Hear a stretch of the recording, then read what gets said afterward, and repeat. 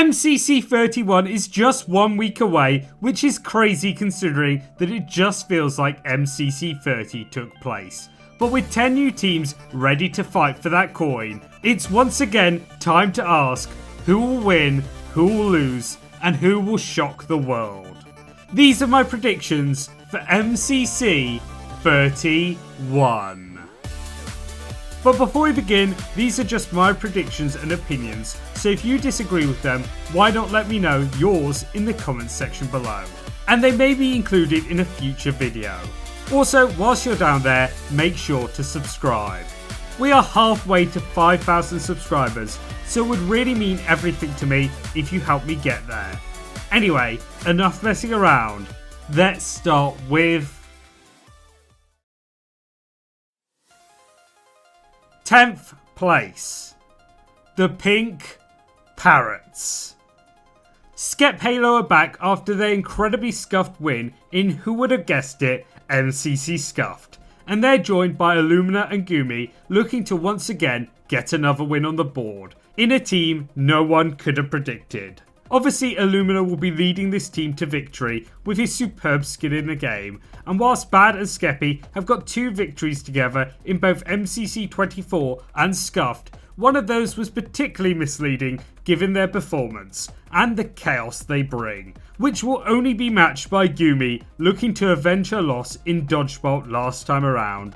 Unfortunately for me, this team just lacks the bite needed to battle to the top, but I hope they can prove me wrong and get the victory come the big day.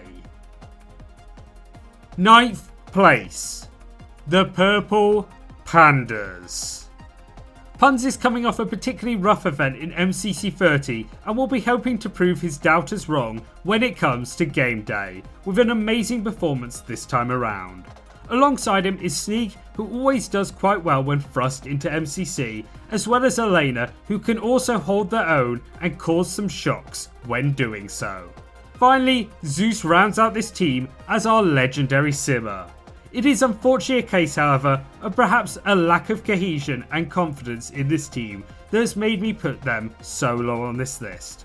Because whilst all being very strong players, I'm not sure how they'll match up with each other, which could be a huge oversight on my part, but I'm excited to see how they do. 8th place, the Blue Bats. If I wasn't being controversial enough already, I put the team with the 6-time MCC winner in 8th. Because whilst H-Bomb continues to lead team after team to victory, being now joined by one of his former winning teammates, Cubfan, a constantly wonderful performance in Krinios, and the master of calmness in Erit, I do unfortunately see a slight weakness in this team. Because whilst I expect them to do so well in team games such as Grid Runners and Sands of Time, they do specialise mostly in those games, leading them to be on the weaker side when it comes to PvP and movement. Obviously they're still ridiculously amazing players when it comes to this, but it does make me believe that this tournament just isn't for them, which is why I've placed them here on my predictions. 7th place, the Red Rabbits. Before we move on, I'm aware that this team looks to be changing in the near future, so these predictions is purely based on what's happening today. If you're unsure about what is happening, please make sure to do your own research at your discretion. However, onto the team as we get our first full Spanish speaking team ever, with each of them being from a different Spanish speaking country, which is amazing and very much needed in the event as a whole. Shadun is joined by Jojo Solos, who will definitely cause issues together, and the 2 current newcomers both look to be capable players that could definitely shock a few people. However, they end up being here purely for a lack of experience that they have when it comes to the event, which could stop their way to victory in the end. 6th place, the Yellow YAKS. I think this may be a shock to 1 or 2 people given the strength of this team and the fact they absolutely have what it takes to win. However, I would say that the remaining 5 players also have what it takes, and some shocks definitely have to happen. And for me, this is the insane one I'm predicting. The masterful Fruit is joined by 5-time winner Scott, Captain Sparkles and the wonderful Scar to create an absolutely perfect MCC team that looks to have the skills to pay the bills this tournament. However, by the slightest of margins, I'm going to predict them to unfortunately come 6th, which I'm sure is going to end up with me being roasted in the comments when they eventually come 1st, so I'm looking forward to that. 5th place, the Orange OCELOTS. We also have another new player joining the ranks this tournament with the one and only Sausage, who's probably already in the most intense training arc you've ever seen, as CPK and the god that is FireBreathMan look to win their first tournament together, with this being FBM's first chance with an A tier in this event. However, as I said, they have to be at their absolute best and train Sausage in the way of the skill. Kara wraps up this team to give them the leadership they need as she looks for her first win in 30 tournaments, which is crazy, but perhaps this team can finally do it. It's another team that absolutely could be on the top, but with the lack of experience from Sausage, I have them just coming halfway, putting in a close competition with 4th place, the Green GECKOS.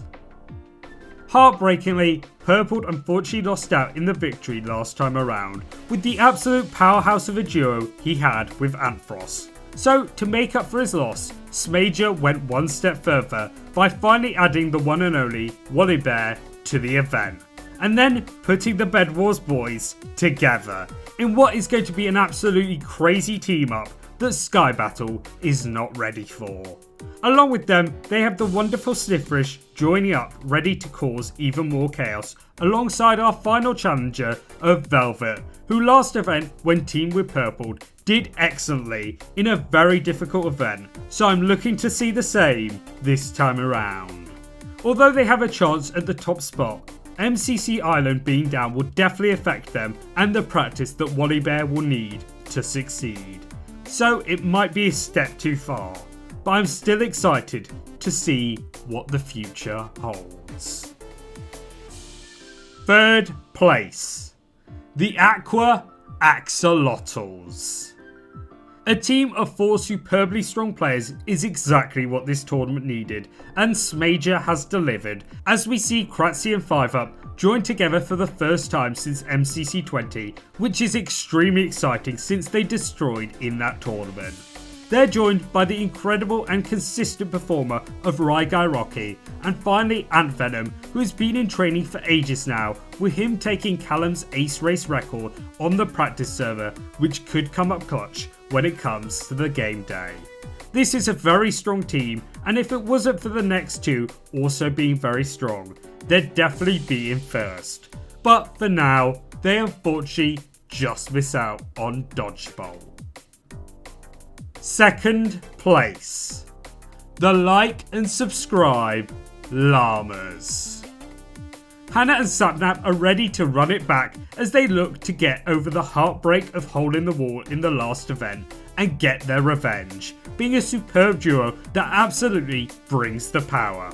They're joined by the greatest ace race player of all time in Michael McChill, who's actually now 6th on the practice server, which is epic, and finally Jack Manifold, which is perfect as we might finally get to see what it looks like when an unstoppable force hits an immovable object when it comes to Sapnap and Jack's dodgeball records, which would be explosive if they got there. But if they did, they'd have to beat 1st place, the CYAN COYOTES.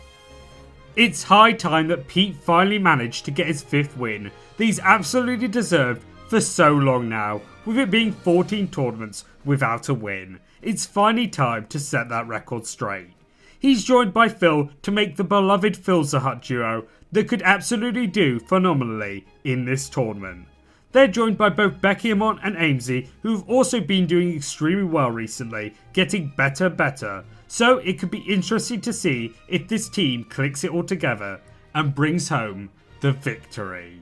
And talking of bringing it home, let's get this video to an end. Firstly, by thanking you all so much for watching. Secondly, by asking you to like and subscribe. And finally, by ending it by, of course, saying peace.